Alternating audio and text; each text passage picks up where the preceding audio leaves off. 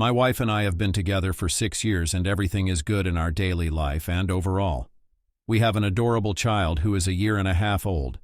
My wife is a beautiful woman with an excellent figure, long legs, a neat bust, and velvety skin. I genuinely love her. Now, onto an important detail.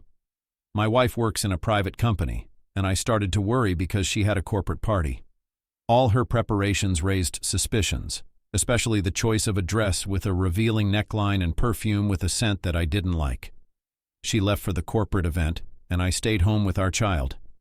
Everything was fine until the evening celebration began.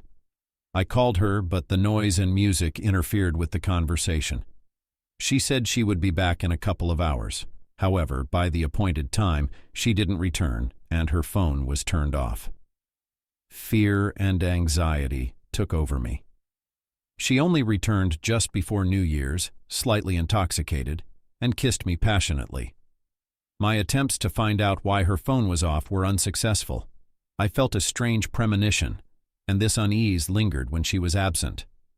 Later, she explained that the phone turned off on its own, and the unsuccessful attempts to contact her were just a coincidence. But something in her behavior and mood led me to think that there might be something more behind this corporate party. My wife and I celebrated New Year together. After taking a shower, my wife started preparing food. Although I had already prepared almost all the dishes, she only needed to make salads and decorate them.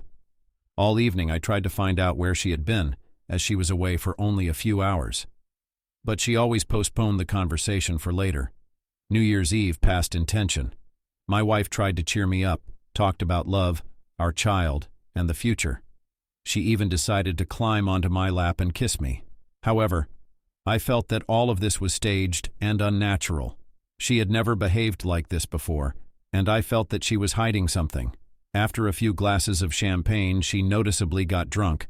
I preferred to abstain from alcohol, just taking a slight sip from the glass. When the clock struck midnight, my wife said she was tired and went to bed. Early in the morning, I decided to visit the place where they celebrated the holiday.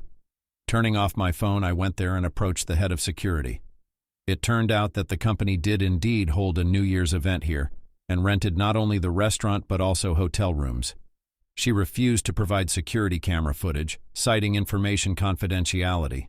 However, I managed to negotiate with one of the guards, who handed me the recordings on a flash drive.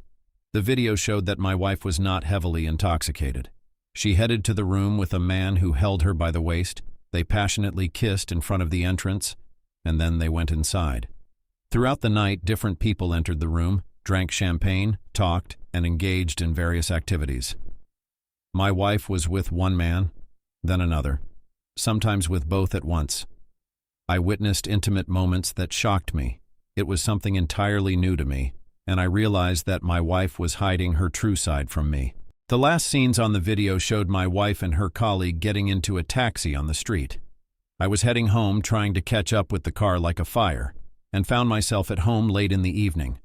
Watching the video and downloading the necessary episodes took me the whole day and evening. When I met with my wife, her initial reaction was anger. However, when she looked at me, anger turned into concern and resentment. She asked with a resentful tone where I had been and why my phone was unavailable. I explained that no one had called me, took out my phone and turned it on, saying that I hadn't turned it off, and apparently it had turned off by itself. Mimicking bewilderment, I said that I too had wondered why no one was calling me.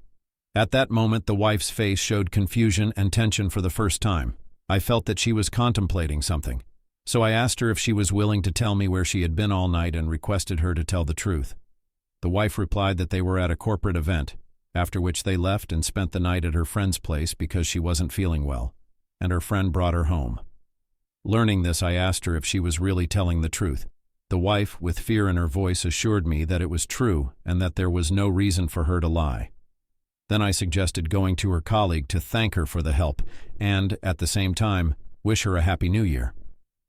My wife refused, citing poor health and plans to spend the holidays with her parents. Finally, I openly asked her if she would like to watch a new erotic movie together, emphasizing that it featured her. This question genuinely scared her, and she said she didn't want to watch anything.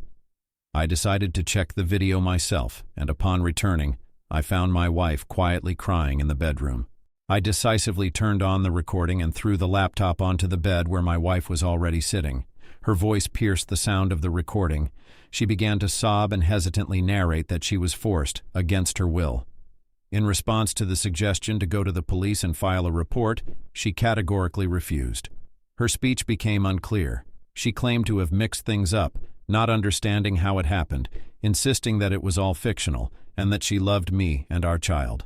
Her words of love and care for both of us hit me the hardest. A storm of disappointment and rage engulfed me. I started shouting, asking what she was thinking when she took another man to the room, what was going through her mind when there were two men. I asked her questions about family, about the child, about us, and the disappointment in her answers ran deep.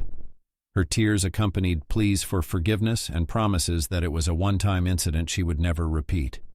She asserted that she didn't want to lose me, that the child deserved both a father and a mother, that she hated herself for her actions, and that she couldn't imagine her life without me and our child. My irritation and resentments turned into anger, and I continued to loudly express my bewilderment in front of this woman, listening to her justifications and assurances of love and loyalty. Each of her arguments seemed hollow and unfounded. When she started begging for forgiveness again, I couldn't bear this scene any longer.